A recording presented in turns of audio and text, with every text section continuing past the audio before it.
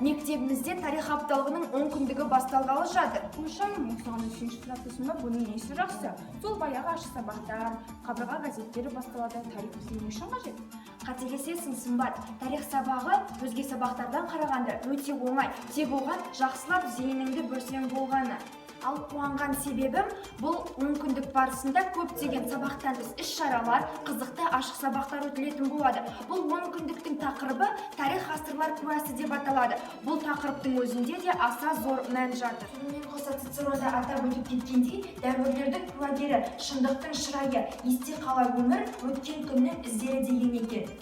Біздің мектептің өзі бір тарих. Мысалы мына қабырғада жазылып тұрған ұлт тірегі, білімді ұрпақ қолында, ізденердің білім алу жолында деп Тұрмағанбет ақын айтып өткендей, әрбір қабырғада ілініп тұрған цитата біздің өміріміз үшін өте маңызды. Ата-бабамыздың аңсаған төбесіне де 30 жыл толыпты ғой. Иә, сонымен қоса тек тәуелсіздікке ғана емес, Исатай Тайманұлының 230 жылдығы, Жамбыл Жабаевтың 175 жылдығы, Әлихан Бөкейханұлының 155 жылдығы, тағы да айта берсең өте көп мерейтойлар болып жатыр. Иә, біздің тарихымызда өзінің жері үшін, отаны үшін жанын қоюға даяр батырлар өте көп болған. Оны осы 10 күндік барысында көре аласыздар.